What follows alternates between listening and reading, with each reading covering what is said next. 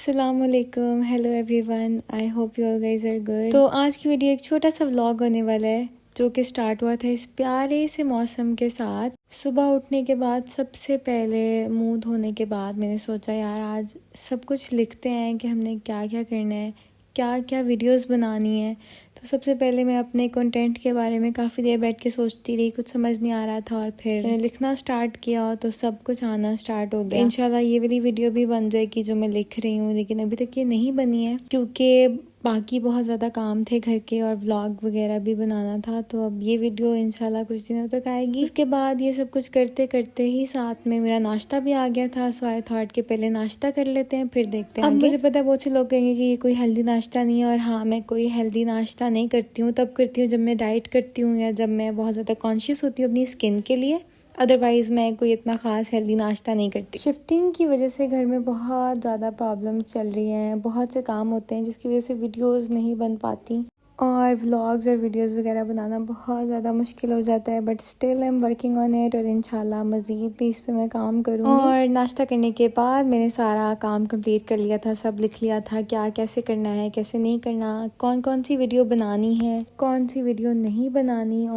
और ये सब लिख लेने के बाद मेरे जहन से एक अदर टेंशन ख़त्म हो चुकी थी कि मैंने क्या बनाना है, क्या करना है, क्या नहीं।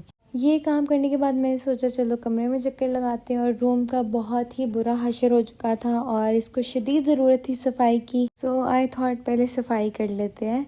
और ये जो एसी है ये इंशाल्लाह 1-2 दिन तक फिट हो जाएगा, लेकिन तब तक ये बेड पर ही पड़ा रहेगा।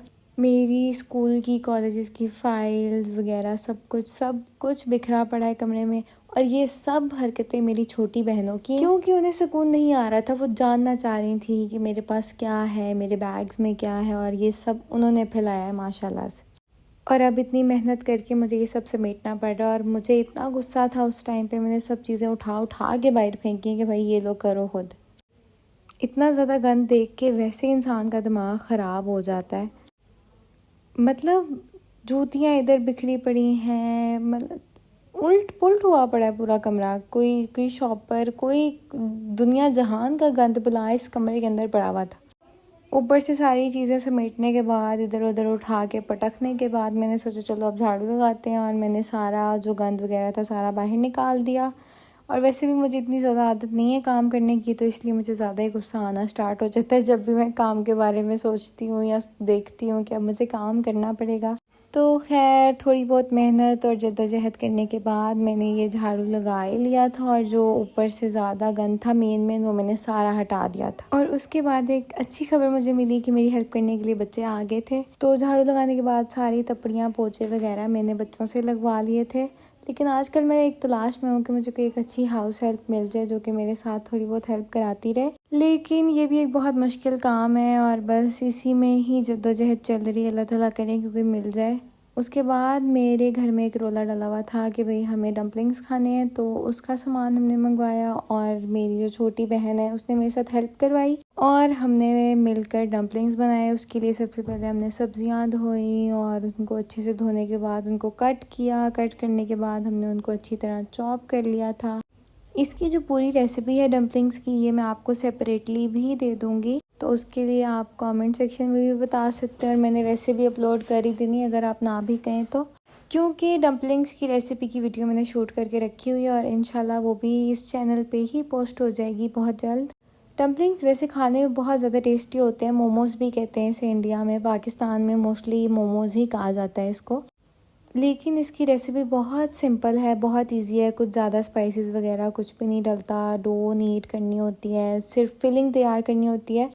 देखने में ये बहुत ज़्यादा इजी काम लगता है, बट जब आप इसको करते हो तो ये बहुत मेहनत का काम है। छोटी छोटी चीज़ें होती हैं और ये करते करते पूरा दिन गुजर ही जाता है। तो मोस्टली मैं जब भी मोमोज़ डम्पलिंग्स वगैरह बनाती हूँ तो मैं ज़्यादा बड़ा बैच बनाती थी। लाहौर की बात कर रही हूँ। पहले मैं ज़्यादा बड़ा बैच बनाती थी और उसको फ्रीज़ कर लेती थी, जितने खाने में बना लिए उस बाकी फ्रीज़ करके रखती थी, क्योंकि ये भी एक फ्रोज़न आइटम है। इसको आप समोसों और रोल वगैरह की तरह फ्रीज़ कर सकते हैं। डो बनाने के बाद सबसे ज़्यादा मेन काम होता है डो को बेलना, बार बार बेलना। बहुत मुश्किल काम है, बहुत मेहनत लगती है इसमें, बहुत ज़्यादा टाइम भी लग जाता है। उसके बाद आपको शेप देनी होती है। शेप देना बहुत आसान है और मैं यहाँ पे मोमोज़ को शेप ही कर रही थी।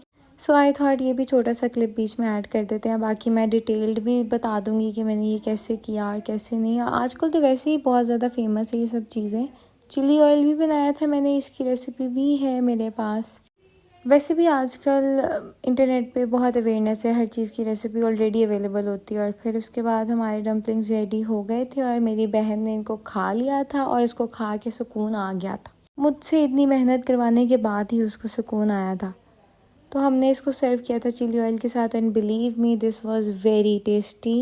And that is it for today's vlog. और छोटा सा व्लॉग था ताकि आप बोर ना हो। I hope you guys enjoyed the video. So don't forget to like, share, subscribe और जो भी करना होता है ना भाई कर दो। बाकी डम्पलिंग्स बहुत ज़्यादा मज़े के थे। मैं इसकी रेसिपी वाली वीडियो भी अपलोड कर दूँगी। Bye bye.